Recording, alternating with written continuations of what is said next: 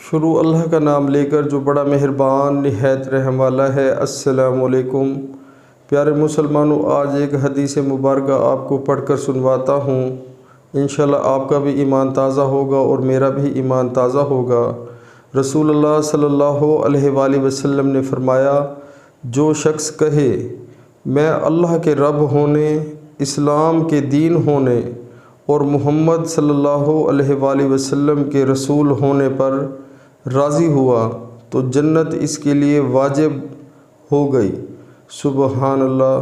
تو پیارے مسلمانوں، اللہ تعالیٰ بھی ہمیں اس حدیث مبارکہ کو سن کر اس پر عمل کرنے کی توفیق عطا فرمائے، اور ہمیں بھی دل میں یہ خیال لانے کی توفیق عطا فرمائے کہ ہم جو ہے ان تینوں چیزوں پر جو ہے اپنا مکمل جو ہے راضی ہو جائیں، تو انشاءاللہ تو جنت اللہ کے حکم سے اور حضور پاک صلی اللہ علیہ وآلہ وسلم کی اس حدیث مبارکہ کے مطابق انشاءاللہ جنت ملے گی۔ تو پیارے مسلمانوں، ہمیں جو ہے بجائے اس کے کہ ہم جو ہے دنیاوی خواہشات جو ہمیں یعنی کہ عارضی طور پر ہیں ملتی ہیں اور ان کے پیچھے ہم بھاگتے ہیں، ہمیں ان کے پیچھے اتنا نہیں بھاگنا چاہیے۔ یہ سب عارضی ہے، مال و دولت، شان و شوکت اور اولاد اور جتنی بھی نعمتیں اللہ تعالیٰ نے دی ہوئی ہے، یہ سب عارضی ہیں اور ان پر ہمیں راضی نہیں ہونا چاہیے۔